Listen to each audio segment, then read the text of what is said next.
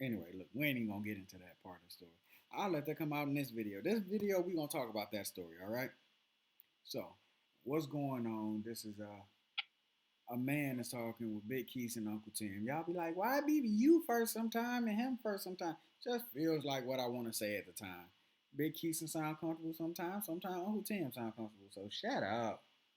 Now, with that, I'm Big Keison, aka you already know, aka Raymond Reddington, aka for the purpose of this video, Marcus Graham. And those you know, you know. Over there, that's Marcus Graham. What Marcus Graham? They'll figure it out. That's Uncle Tim, aka Tim 2.0, aka Tim 2.0. Wait, who's Marcus Graham? They'll figure it out.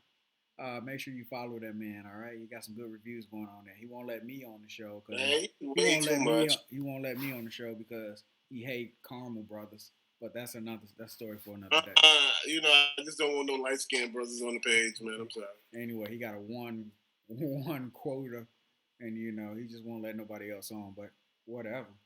I asked you what you want to do a video on, and you've been sitting there like, well, I don't know, Davey. Whatever. I said, we can do it on pizza. He was like, but you don't have good pizza. I said, you're right, but that's not the point.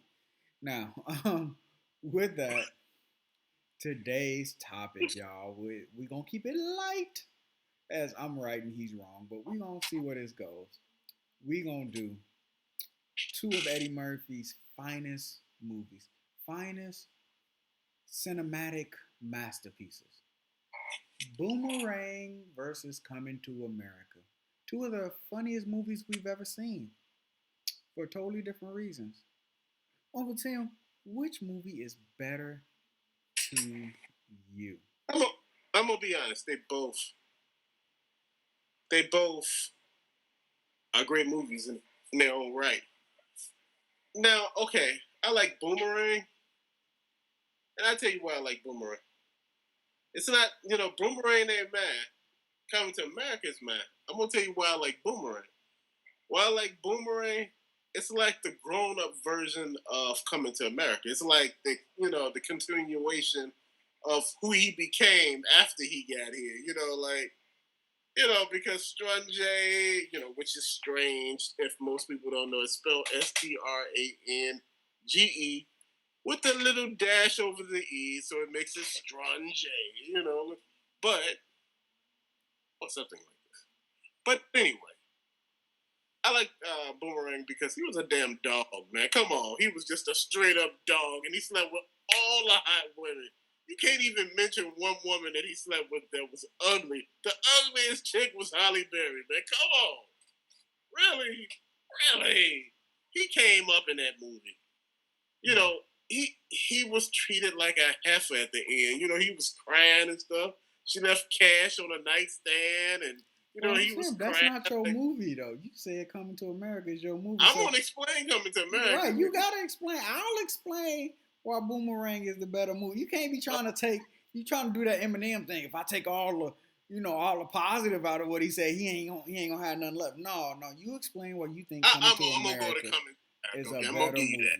Now, put it like this. Coming to America, what makes Coming to America pretty good?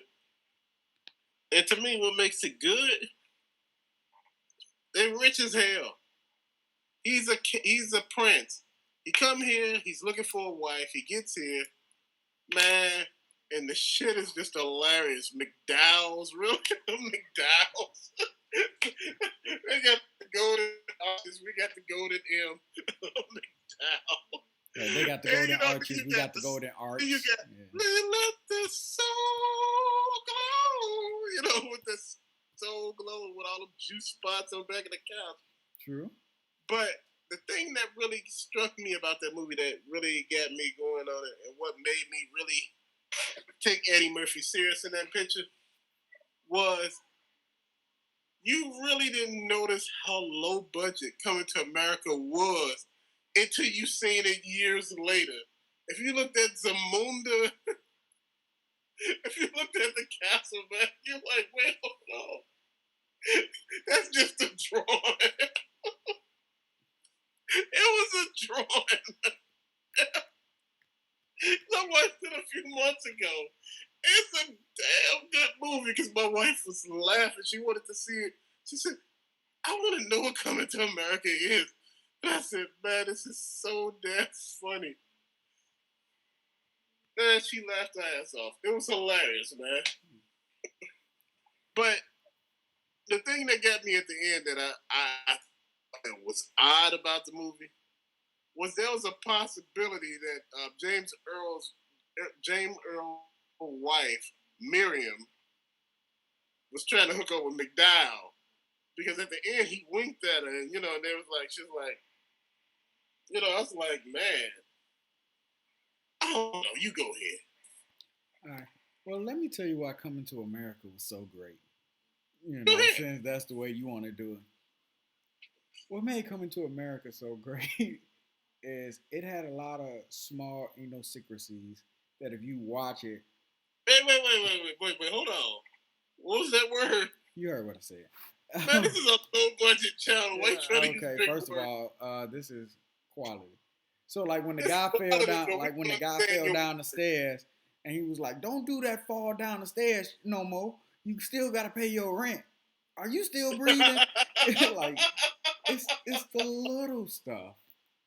Or like when they cut his damn hair, they just cut the little braid off. And you're like, that's gonna be $15. You were like, wait a minute, he didn't do nothing. Made him That's look small stuff. But the reason I think a lot of people like Coming to America is because it's a kiddie movie. It's something you can play with your kids and you can laugh and have fun with it. It's something you can get at all ages, and that's cool. You don't have to be a grown up to think Coming to America was a great movie. For But there was Boomerang, really no straight up, there was really no really vulgar or right? And there was a lot of character acting. Eddie Murphy played like 8 people and Arsenio Hall played like 4. So it was a lot of character but which acting. one was sexually chocolate? I believe the children are the future. Teach them well and let them lead. Children's? What's the children's? You see? Now, the children's. Not you, but he was saying the children's. Now, the reason I think Boomerang was the better movie is because Coming to America was funny, but it didn't change the way that a generation act. Boomerang changed the way that men acted on dates. If you didn't know, after a guy saw Boomerang, he was like, "Oh, that's how I gotta be." With the flowers. You know how many times I just walk up to some flowers and be like, because Eddie Murphy did that in the movie. He just took the flowers. Oh yeah, I'm ready. You know what I'm saying? It was teaching you how you should be smooth. Now again, if you're trying to be a player and all that, that's a whole nother story. But in the movie, Eddie Murphy was teaching you how to be smooth, and a lot of guys were taking notes. And when you rewatch the movie, I think there are more quotables in Boomerang than there was Coming to America. Because name one. Oh, one? All I need is one? Oh, my height, my size, my weight. Doggy style. He did me like that too, girl. Doggy style. That's all he gonna do to you. You got the one. Oh, look, you got to coordinate. You see, you got. Or look, boy, I heard you over there. You whipped over some. You need to be whipping that. Like they went in the bathroom and had sex in his bathroom. Mm-hmm. That was pretty cool. There's so many quotables in that movie. You know what I'm saying? And then the subtle part is you have Martin in that. Martin is probably the thing that took Boomerang. Oh, and Chris Rock. The subtle stuff they did in the movie to me took it over Coming to America. What was Chris Rock? Chris Rock was the male guy. He if you go back and look at his parts, he was like, me and the minimum wage brothers in the mailroom want to know when you gonna have sex with that new executive. He was like, wait a minute, him and the minimum wage brothers in the mailroom. Minimum wage brothers. Or, Martin was just funny. Like when they were trying to get the suits and the guy kept coming to him, that jacket is $1,500. He was like, so? I can afford it. He was like, we don't keep cash in the store. What? He was like, what? Uh-huh. Or like when the waitress came and was like, oh, we have asparagus tips. He was like, man, see, racial, brother. He was like, what are you talking about? He was like, because if we was white, it'd have been asparagus. No, she said asparagus spears. He was like, we were white, it'd have been asparagus tips. You see what I'm saying, man? Just racial. Y'all just don't see it. You know what? The reason why Boomerang was so foul to me, though, it had foul parts too. Eddie Murphy actually took dude's girl that he was trying to talk to. He took her. You know, your boy talked to her first, and you end up taking her, man, and basically rubbing it in his face. Mm-hmm. Now tell me, what's different than that than real life now? Because here's my thing: through all of that trifleness that happened in Boomerang, what people don't fail to realize is Eddie Murphy got everything he wanted. He got the woman he wanted to be with. He slept with all the women he wanted to sleep with. Yeah, I was thinking of that too. He got, dude. I didn't see where he lost that. Mm-hmm. He might have felt sad, and you got a Tony Braxton song out of it. But beyond that, now, but run, and look, I know I'm speaking from the male standpoint, but it also taught women how to put a man in his place. Like you said, she left that money on the nightstand, and he was sitting there just he didn't know what to do. She paid for because the concert tickets. He wasn't ready for it. He ain't never had that. he never had a game changer.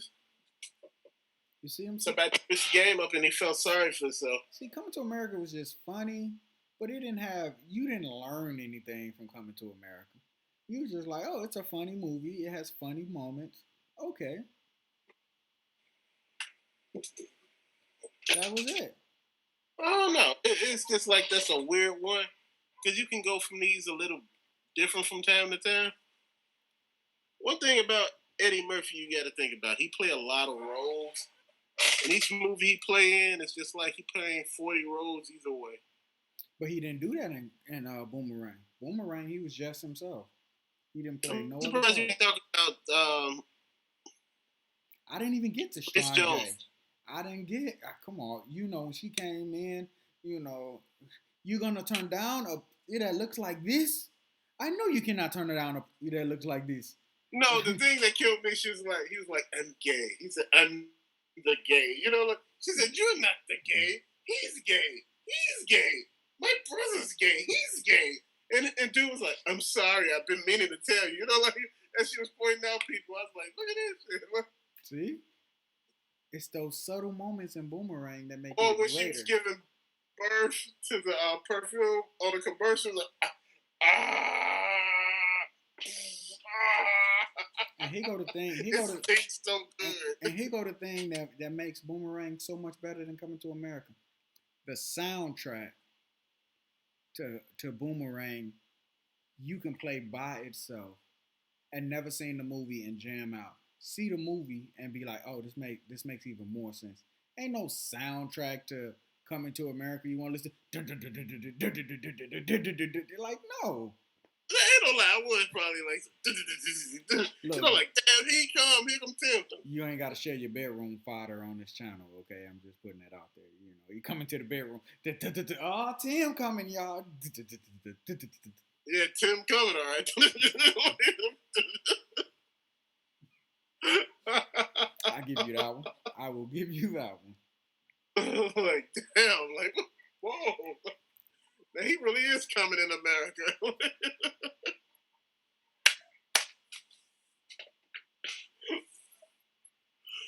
See, your man went dirty. You went there and you you stayed. I never left. But to me, it's not as close as people think. I think with the soundtrack, I think that the point that Eddie Murphy only had to play one character.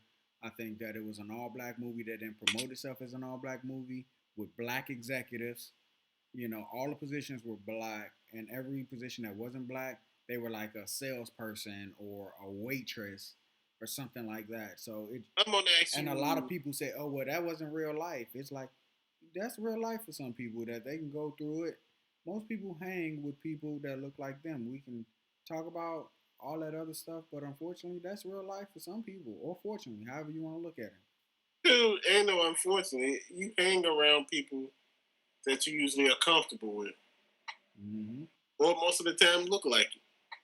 But one thing that, nobody really thought about with Boomerang, though, dude, he has some straight up game, though. The dog and It's like, damn it. He said, how much he told he again? What? How much he I told think they he's like, guy he give I a give you leash? $50 for that leash. She said, give him the damn leash. Take the money, fool. $50 for a leash. Kirby! Curbster! Kirby! Look, I even got the part about, man, she had little bumps on the front of her shoe. I thought it was an old shoe, but man, she had hammer toe. You know, that's what killed me though, man. See, You you know ain't what I had those like? I moments. like towards the end, back when she was like love should have brought your ass home last night. No, the part that I like right before that, he said, what was her name? What was Robin Givens' character name? Jacqueline? Yeah, Jacqueline. She said, no, he said, Jacqueline taught me something. She made me remember something about myself that I had forgot. And she said, love should have brought your ass home last night. But the thing that killed me about it was he liked being a dog. That's what she made him remember. He liked being a dog. Hmm. And after he did all of that, he still ended up with the woman. Mm-hmm. Player. Now why is Coming to America so great, Uncle Tim? I don't prove why Boomerang is better, but I'll give you a chance to make your argument, minuscule as it may be. I'm pretty sure the ambulance is gonna come while you're talking, so let's go. I'm gonna be honest here. Just give me a second. You know, I don't think either one of them is like way better than the other one. I just think they both great movies, man. You know, they were both made for different generations. If you look at Boomerang right now, if you listen to the soundtrack like you said, you got some straight up songs on it. Coming to America was made in the early 80s. You don't really have no good songs that you can listen to right now. Can't you see I'm coming to America? Like you don't sit there and play that song right now. You're not gonna play it. But you know, each movie had that subtle nuance that made you stop and look at it and go, "Oh wow!" You know, like the part when he was like, "I'm the king of Zamunda," and then you know he's like, "I mean, the prince of Zamunda. I would renounce my throne." You know, if you want me to, you know, he said like, "I renounce my throne" when they was on the train, Mm-hmm. and he was trying to get a ruby diamond. I mean, a ruby earrings. Man, you lost your damn mind. And see the unrealistic aspect of Coming to America. Who gets $80,000 earrings and be like, nah, I can't be bought. I can't be And, bought, but I ain't giving these earrings back. hey, did we just notice that Cardi B took Offset back? He bought her a Rolls Royce. Look, Uncle Tim, I made 3 videos about them. I ain't making no more videos. No, it ain't no more, but I'm just saying. I want to say this to you, and I'm going to just be honest. Dude bought her a hundred, wait, probably, I don't know how much this Rolls was, but it was expensive. She can't He bought, drive. that's my point.